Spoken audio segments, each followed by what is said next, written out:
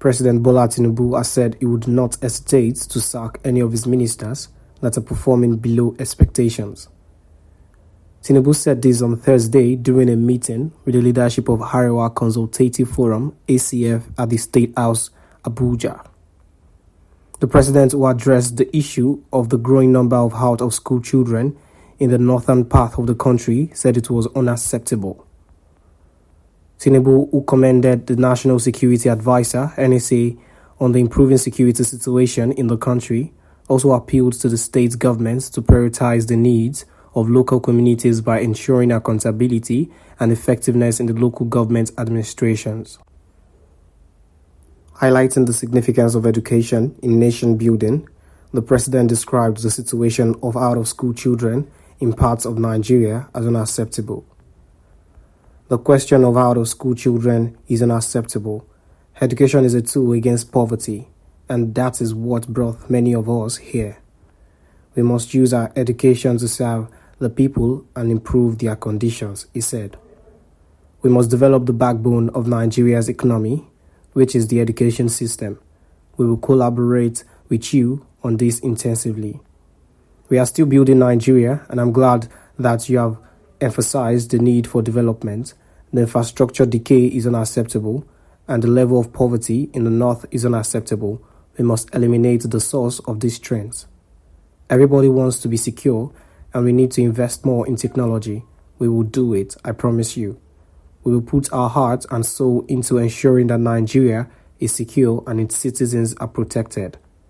The AKK project, the dredging of the river Niger, and improving port access and infrastructure nationwide in order to shorten travel time will make us more prosperous as a nation. We have to fight insecurity so that people can make a decent living anywhere they live. We are running a constitutional democracy. I will appeal to you to summon the governors. I am doing my very best to enhance the revenue base of the country. They must equally be sympathetic, and they must urgently consider the needs of the local people. People reside in local communities. That is where they work, farm, and live.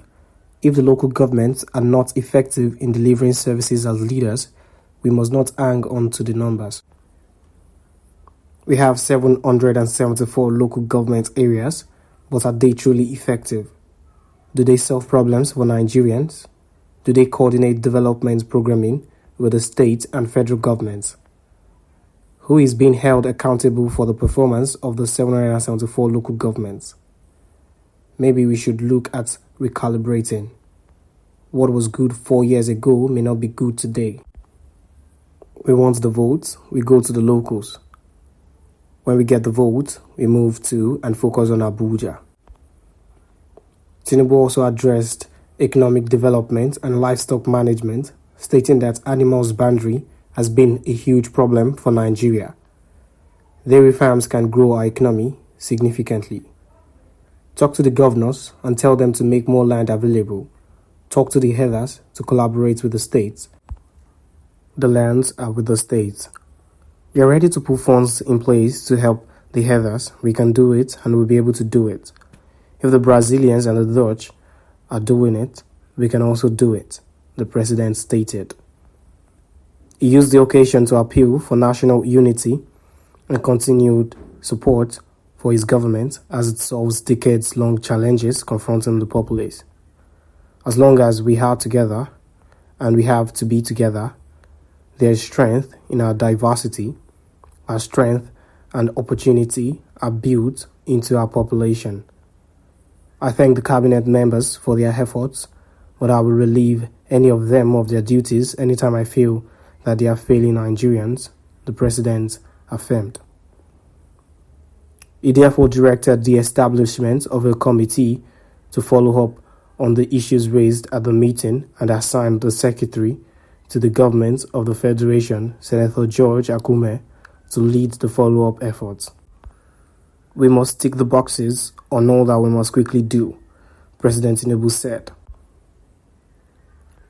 Leader of the delegation and chairman, Board of Trustees of ACF, Bashir Dalhatu, had earlier congratulated Tinubu on his first year in office and expressed the forum's appreciation for his achievements and service to the country. Your Excellency may wish to recall the invitation extended to you, which you graciously honored and led to a robust interactive conference at the Hariwa House on the 19th of October 2022. We make bold to say that Your Excellency's vigorous, firm, and credible commitments and assurances to Northerners made at that meeting and during the course of your election campaign proved to be a game changer, he said. El Hatu said Northern Nigeria reposed strong trust and confidence in President Tinubu. Your tireless support for and collaboration with Northerners that helped many to win elections into various positions, including that of the presidency in the past, has consolidated the love and trust in the hearts of Northerners for you, as confirmed by the pattern of voting in the last presidential election, he said. The ACF BOT chairman highlighted several achievements within the president's first year in office, including the prioritization of funding for agriculture and education, as well as the maintenance of good relations with Nigeria's neighbors. He applauded the president for prioritizing the Sokoto-Badagry Highway and the Trans-Saharan Highway and his implemented measures to fast-track the completion of the Ajaokuta Steel Complex. With these developments, we feel greatly motivated and even more confident that Your Excellency will look upon the North with even greater sympathy and strive harder to alleviate their economic and social pains in northern Nigeria, he said. Thank you for watching. Don't forget to like, subscribe, and share.